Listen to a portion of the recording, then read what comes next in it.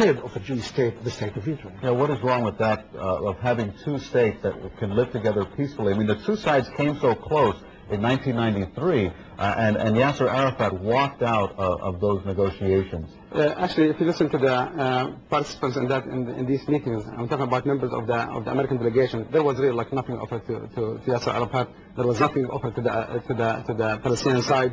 It was merely immediate stunt.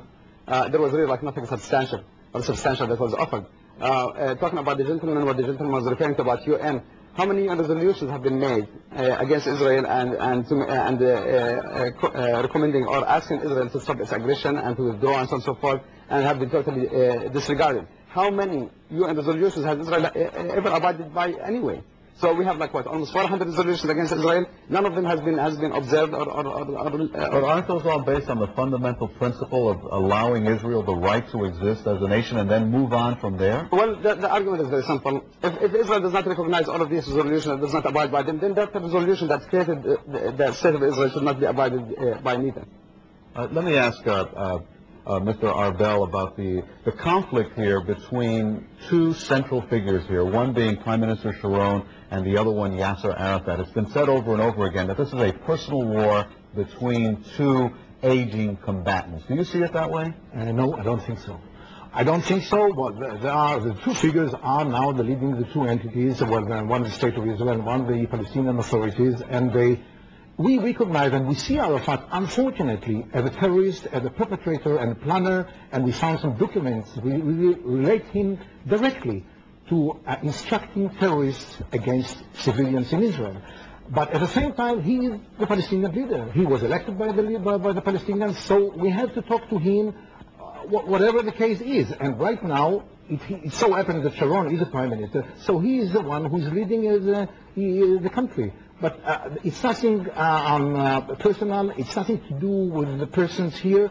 There are some differences between the Palestinians and the Israelis, but this difference has to be solved near the negotiating table. We cannot allow the terrorists dictate our political future. We cannot reward terrorism. It's hard for me, at least personally, to understand the tactic, though, of isolating Yasser Arafat, of trying to get Yasser Arafat out of the picture when he is the accepted leader of the Palestinians. What would happen if Yasser Arafat were out of the picture? Wouldn't that make matters worse instead of better? Maybe yes, maybe no. But right now, when he was free, when he actually conducted terrorism against the civilians in Israel. He was actually instructing the terrorists what to do and how to do, finance them, and did everything in order to inflict more casualties amongst Israeli civilians. So we couldn't allow this to happen. Let me ask Mr. Sarkar, is there another leader out there looming besides Yasser Arafat? Well, before we get to that point, let's just to comment on the comments of my colleague here.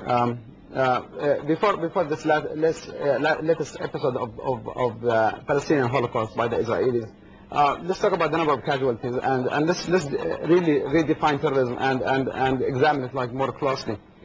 We had more than 1,800 killed on the Palestinian side. We had less than 400 killed on the Israeli side. However, if you really take just the number of kids, less than the age of 15 on the Palestinian side, they even outnumbered the entire Israeli casualties, most of them who are actually military personnel. So, I mean, what's the argument about terrorism that we're talking about here, and to try to hold anybody responsible for it?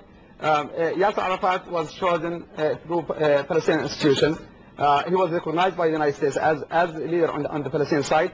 The treatment of Israel to Yasser Arafat right now, it shows that really like no agreement and no arrangement and no peace initiative through the U.S. or Israel can really take effect or hold the grounds.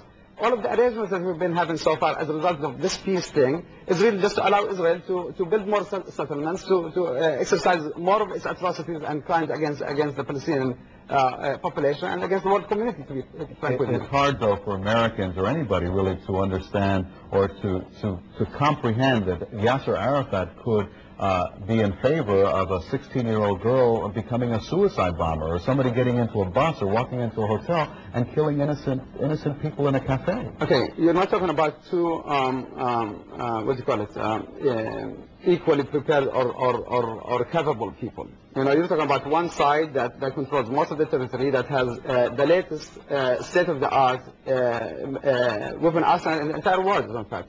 give the Palestinians the F-16s, the Apache helicopters, the Merkavas, and the M16s, and ask them not to do suicide bombing then that would be a valid argument. But until you have that balance of means and capabilities, putting the blame on the victim just doesn't get us anywhere. Okay, Mr. Arbel, let me give you the last word here. Do you see any end in sight to the current situation? Indeed, I do see. I think that the only choice to have a coexistence between Israelis and Palestinians are to have political negotiations, but this is only after terrorism is completely stopped, only after terrorism is not rewarded.